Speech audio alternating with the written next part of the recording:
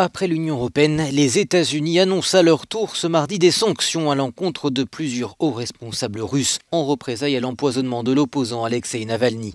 Il s'agit des premières sanctions décidées contre Moscou par l'administration de Joe Biden qui adopte un ton plus ferme que son prédécesseur Donald Trump. 7 hauts responsables et 14 hommes d'affaires sont concernés par des sanctions. Alexeï Navalny avait frôlé la mort après avoir été victime d'un agent innervant connu sous le nom de Novichok. Si Moscou a toujours nié être à l'origine de cet empoisonnement, pour les services de renseignement américains, pas de doute, la Russie en est responsable. Lundi, c'est Bruxelles qui confirmait le gel des avoirs et l'interdiction de visa pour 4 hauts fonctionnaires russes. Le ministre des Affaires étrangères russe, Sergueï Lavrov, a assuré que Moscou répondrait aux sanctions occidentales. Selon lui, je cite, « De telles sanctions n'apportent aucun crédit à ceux qui les décident ».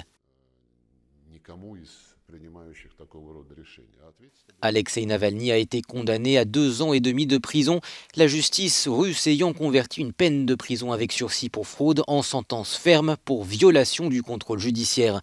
Le sort réservé à l'opposant avait provoqué d'importantes manifestations en Russie, auxquelles les autorités ont répondu par plus de 11 000 arrestations.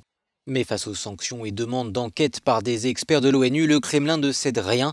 Pendant ce temps, Alexeï Navalny a commencé dimanche à purger sa peine dans ce centre pénitentiaire, à 200 km à l'est de Moscou.